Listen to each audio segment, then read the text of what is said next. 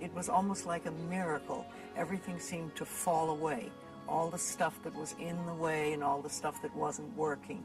I've got this book by Louise Hay. I start reading the book, and her whole emphasis was not on dealing with the disease so much, but dealing with yourself and dealing with, do you love yourself? And I, went through all the little exercises that she had. I'm doing the daily affirmations. And what I realized that at 43 years old, I had never learned how to love myself. I remember lots of times I would ask people, well, what is really wrong with you? What have you done that is so terrible that you're not acceptable to yourself? And I never, ever, ever got an answer that made any sense. They might say something like, well, I'm too fat. Well, so, I was very self-critical. I think women go through this whole thing where, it doesn't matter how other people tell you you look. It matters how you feel you look when you look in the mirror. And I used to look at myself in the mirror and I would see my flaws. I would see the things about myself that I wanted to change. When you talk about loving yourself, a lot of people think that that's vanity. But it isn't really. It has nothing to do with that. If you look in the mirror, just simple things like looking in the mirror in your own eyes and say, I love you. I really, really love you. And it helps if you use your name, Louise, I love you, I really love you. It gets to that little child inside that has been rejected for so long. And it breaks open sort of a dam or a door or whatever you want to call it. And it's like little miracles start to happen. Lots of little good things happen. All the work that I did with what she taught me, within 3 months, the cancer was gone. I'm clear now, and I feel fabulous. You can recognize that you are a being that has self-worth.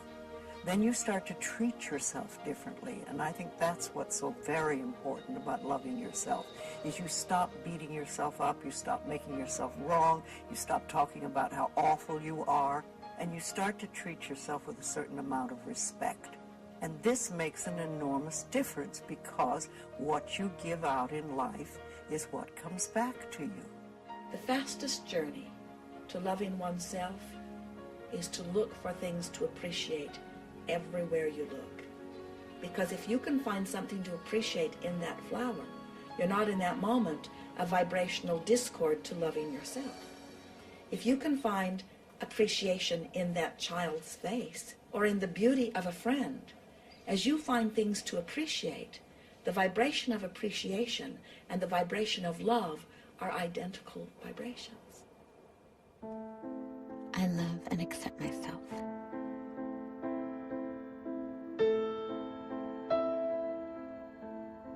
Deep in the center of me flows an infinite wellspring of love. Love fills my whole being and radiates out from me in all directions, returning to me multiplied. I give and receive more love every day, and the supply is endless.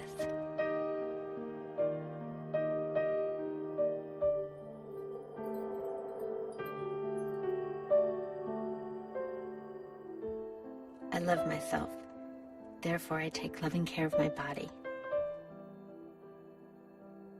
I love myself. Therefore, I provide for myself a comfortable home. I love myself. Therefore, I work at a job that I truly enjoy doing. I love myself. Therefore, I behave and think in a loving way to all people. I love myself. Therefore, I forgive and totally release the past. I love myself.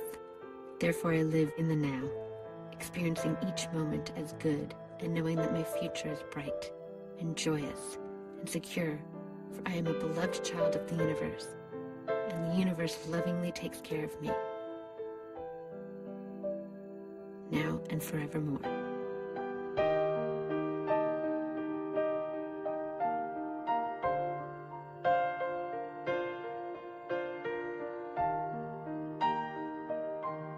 I love you.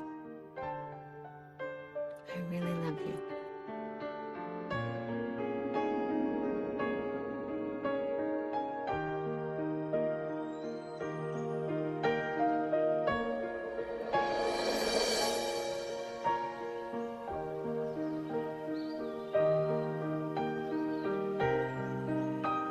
path of change is a lifelong process. As you go farther along the path, you begin to see one miracle after another. Learning to stay open and accept those miracles is one of the most important stages of your growth. No gardener is ever going to go out into a garden and say, give me some vegetables and then maybe I'll water you. You know, that's not the way manifestation occurs. What you do is you go out and you tend to the vegetables and you water them, and then, you know, the harvest comes. So if you're giving out a feeling of, I'm okay, I'm good enough as I am, and I am acceptable, and I love life, and I love me, and you start having gratitude for yourself and for life, then life treats you differently because you are having a different vibration that you're giving out and getting back. And that's when things really start to flow. What was interesting, the challenge for me, was that I thought there was limits to how far you could take this. And I have to credit Louise Hay as the person who opened my eyes that it's unlimited. She did it on her own. A woman publisher who has changed millions of lives worldwide. Her house overlooking the ocean and her organic garden and her beautiful koi pond, to me, were just physical representations of heaven on earth that she had made with her own thoughts. No one inspired someone by being sick or broke or poor. If you want to help someone, you let it shine. You become that beacon on the hill. The universe loves grateful people. The more grateful you are, the more you get to be grateful about. It's that simple. Life is really very simple. We make it enormously complicated, but it doesn't have to be. We all go through